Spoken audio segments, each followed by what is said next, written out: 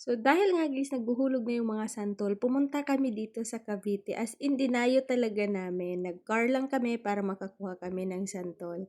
So, ayan guys, pagkadating pa lang namin, excited na kami magmuha ng santol kasi ang dami talagang bunga yung nakita namin. Yung dinala mo, yay ko nag-akyat lang, no? Ma! Ang dami. Oh, bigay mo yung kay kuya. Ano niya yung iba? Ito, hindi pa ba ito pwede? Hindi na to? Motor mo lang. Ano yung napa na yan? Kinuha ko.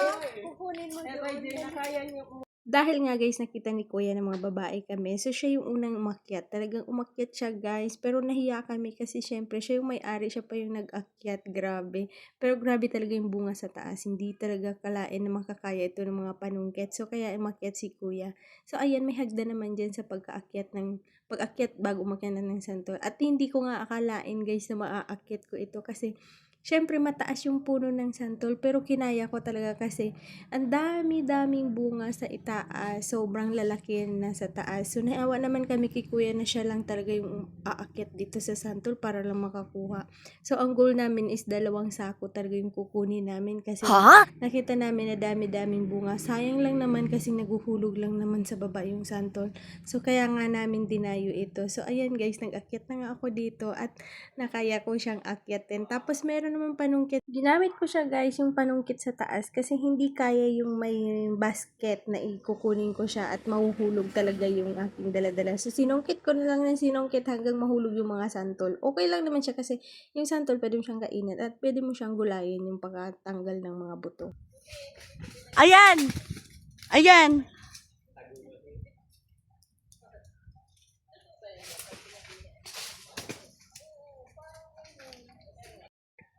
Hindi niya abot. Abot. Kob, kunin mo. Yan, kuha ko. Yan, 2 na. Bigat nun. Ayan pa. Ayun, malaki. Ayun, malaki. Kuya!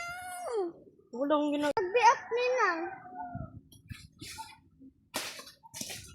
Ayan, 2. Ninang nagbiak.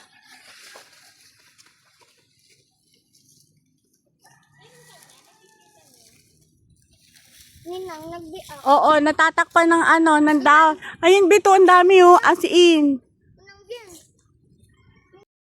At dahil nga guys, napagod na ako kakaakyat sa santol at nakuha ko na yung ibang mga bunga pero hindi pa lahat guys kasi ang layo-layo ng mga bunga niya sa pinakagitna. So, mabuti na lang guys, yung mga langgam na malalaki, mababait sila. Hindi talaga nila ako inaano kahit nasa taas ako ng puno ng santol. Ayan po. Yan po ang punit niyang Lalo ka pa po.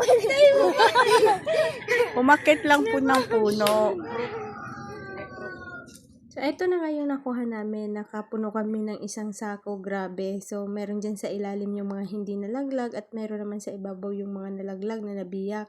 Pero yung mga nabiyak, pwede na namin kainin kasi moist or magtutubig siya sa sako. So, ayan nga, ang lalaki talaga. Tingin pa lang guys, busog ka na. Sobra talagang sarap talaga na itong kainan. Ang tamis pa niya. So, pauwi na kami guys. Maraming salamat sa inyong panonood at maraming salamat dun kay Kuya Kenneth at sa kanyang asawa na kinuhaan namin talaga ng santol. Grabe ang bait nila.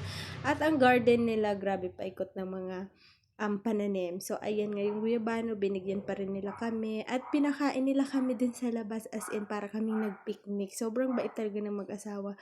At, yun nga guys, maraming salamat sa panonood. Grabe, babalik kami dito by next year. So, ang sarap niyang balik-balikan. Kaya magtatanim kami ng mga ganitong prutas. Oh, baby, you